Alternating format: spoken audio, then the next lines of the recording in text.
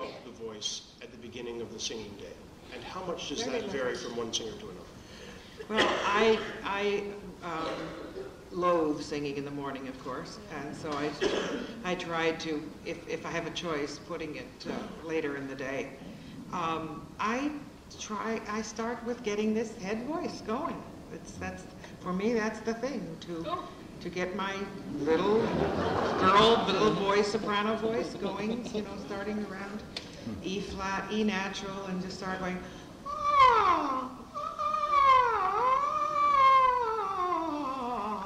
all that, you know, even just for a few minutes. And then I'll do a series of exercises. Well, Jackie, we're quite at opposite ends of the whatnot here. Really?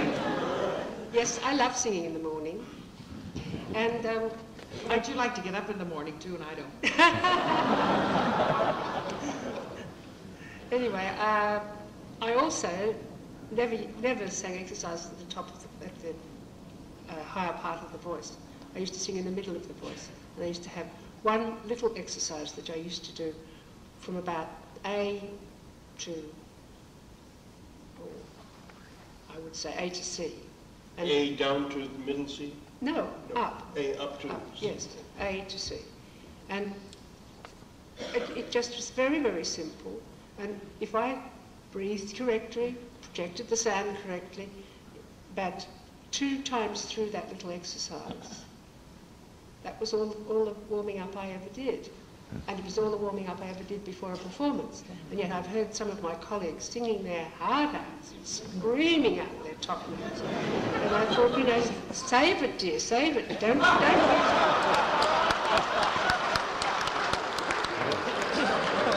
it up before you get on stage. How long was this little exercise, and do you have a copy? Oh, I forget now which book it was from, whether it was Raphael or Conconi, I really can't remember. But it was,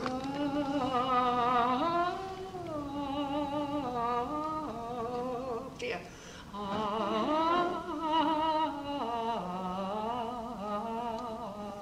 It went on, but... So a little arietta sort of. That's about what it was. But that was it. I used to sing it better than that. I think that perhaps my trying to bring this head voice always in immediately is because by nature I have this big chest resonator going on here. And so if I don't get those things properly balanced in the beginning, the chest resonance can take over.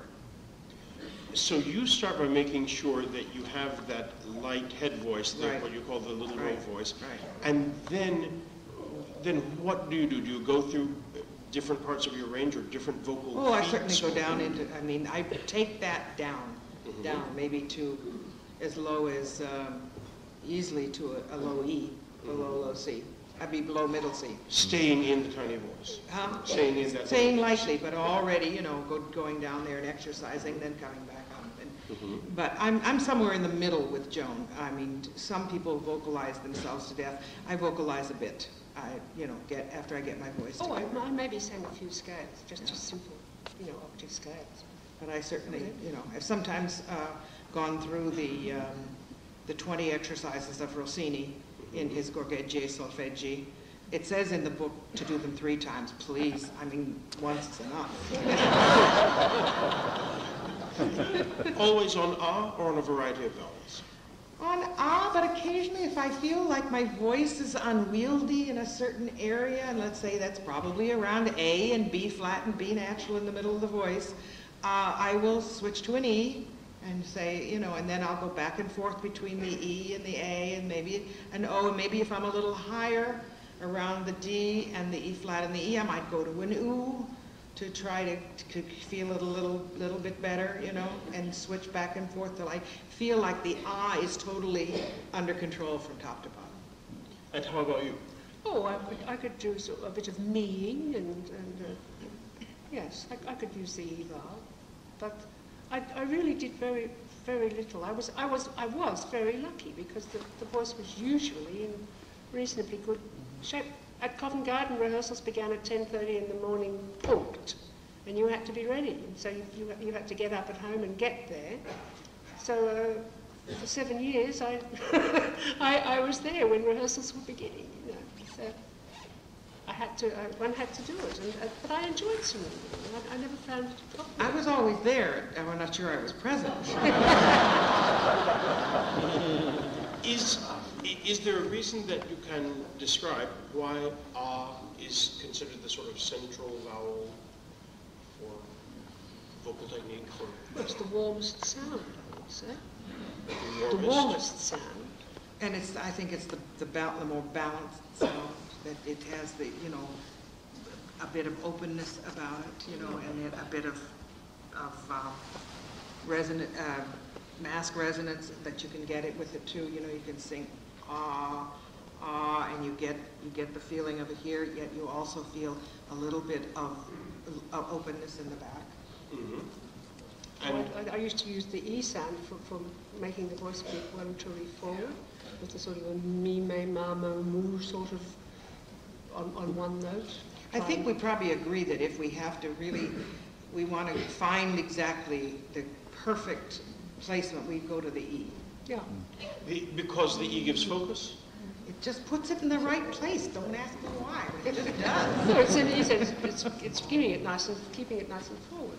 Whereas an R sound can go back. And so we also then you want to make sure that you are putting it in the right position. But well, sometimes I do also like a hum that goes into an E, a hum into That's an right. A, a hum into an A, you know, so that it goes, and without breaking, of course, you know.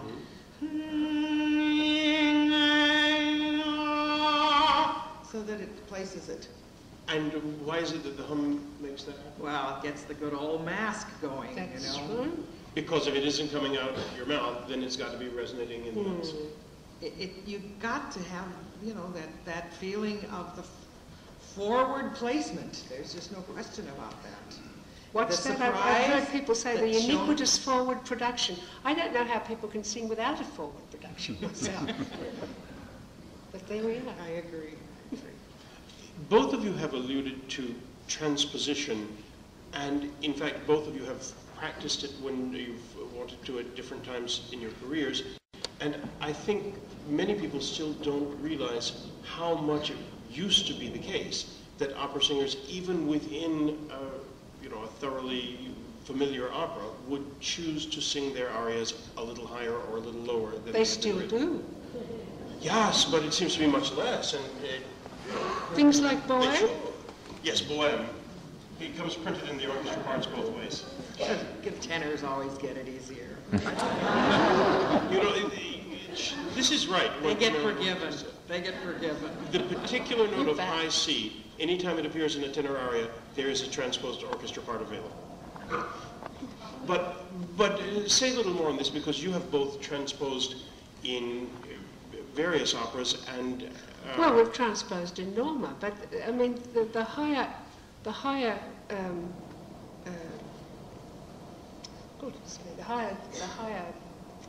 what am I saying? The higher key is, for me, in the duet, Marilyn, it has a much warmer sound in the lower key. It's Well, much more quality in the.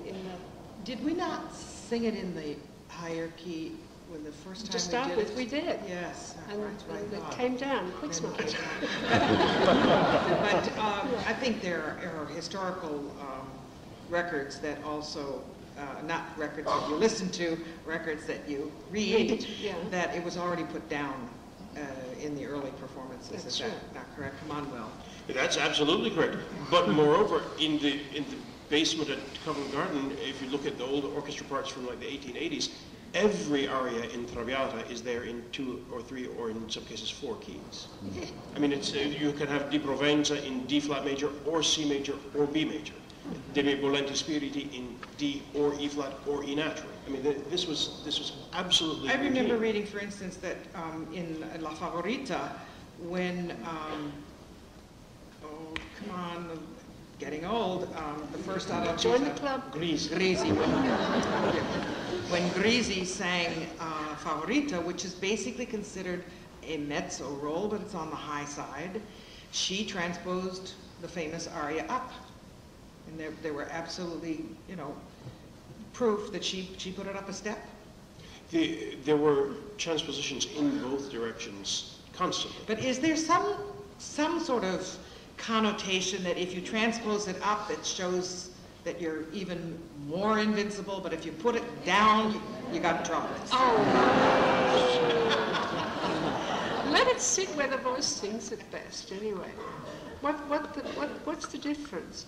Better you should have a transposition than have someone struggling up on the stage to sing it in whatever key. I think we're in the minority on this, though. Me? Well, all of us. I think we are in the minority. I think there would be insistences from especially conductors that it has to stay in the key that's printed. Oh, that's true too. That, you know, the first key that's printed. But I mean, if you happen to have a cast where someone really is having problems, well, surely it's better to transpose than send someone on scared to death and probably not do very well.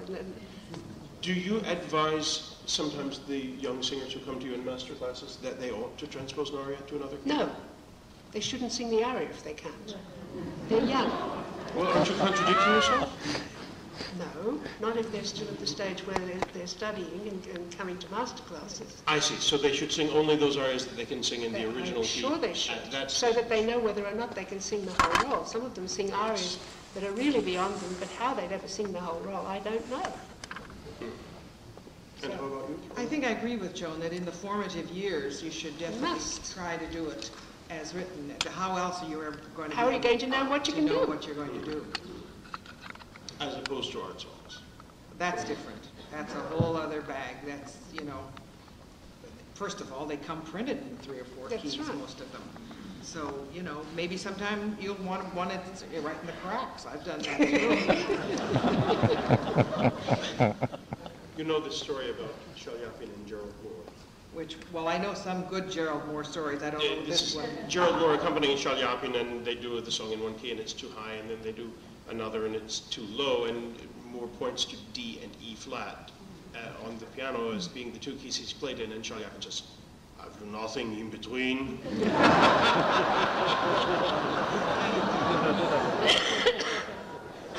I know the great stories about him with the great English contralto Clara Butt, who said that finally she wanted everything put up a step so that she could sing it down an octave.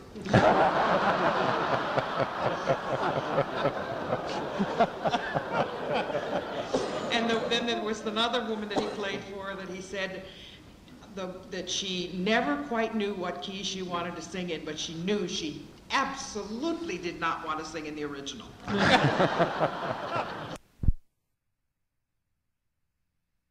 You can't, I don't even approve of myself doing so-called master classes, because you work with someone for half an hour or whatever it is, and you may give them ideas and then go away and leave them. I mean, that's not the way to work. If you're going to teach, you have to be there all the time.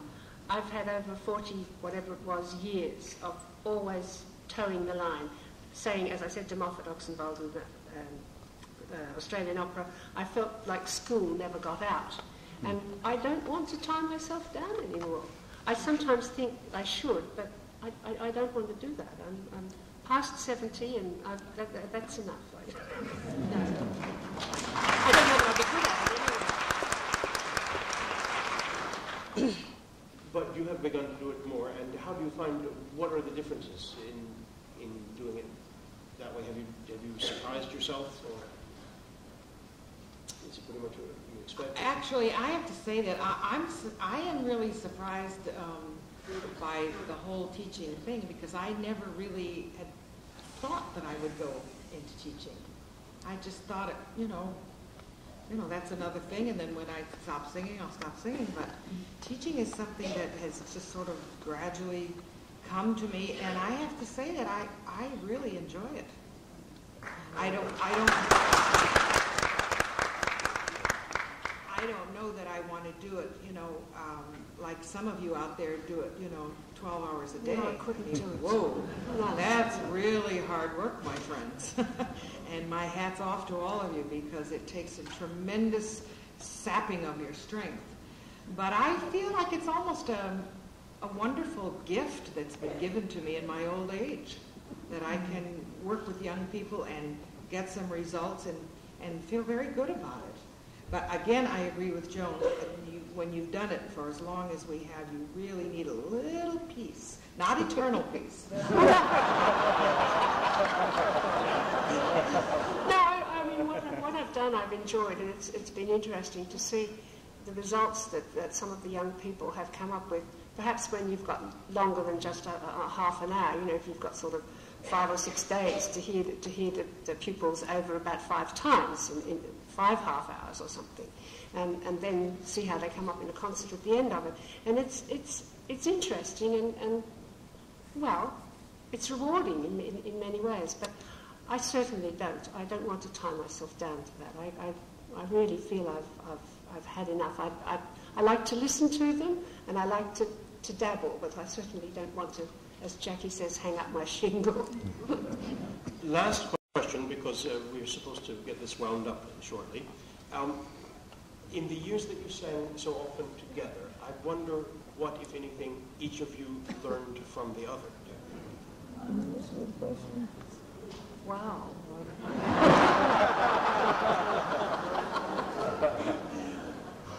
Well, I mean, I think it was just a great combination. I mean, it was terrific.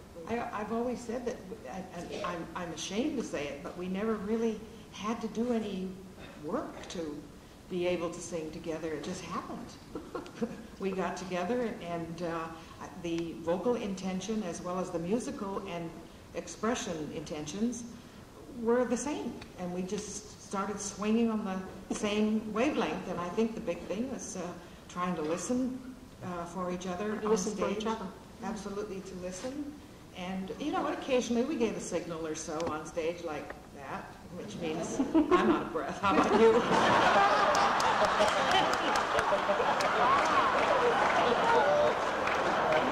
May I just say something? Jackie said, I'm out of breath, how about you?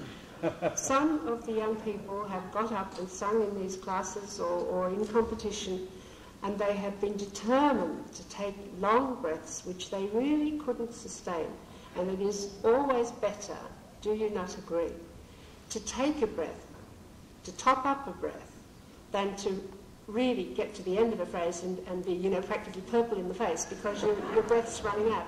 Oh, I agree. I mean, it is sometimes there are markings in arias or songs, and I think that is one of the things that you have to work out for yourself, where you can take an obtrusive breath, something that's not going to break up the line of the piece, but it is so much better to take a breath than let the breath collapse, because you just can't manage to sustain the phrase.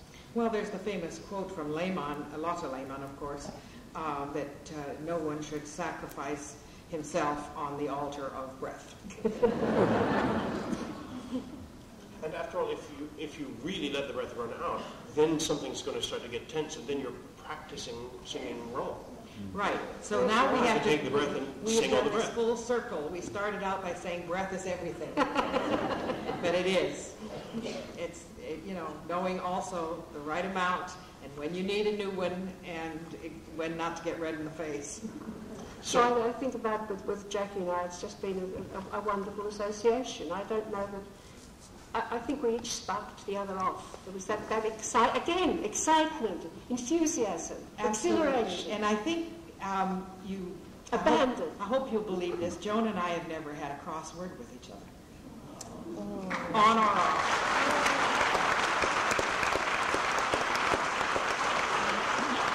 Thank you, Joan, from the bottom of my heart. Thank you, Will. I mean, this has been great fun. Thank you all for coming. And thank you, Juilliard, for joining with the Marilyn Horne Foundation, making this possible.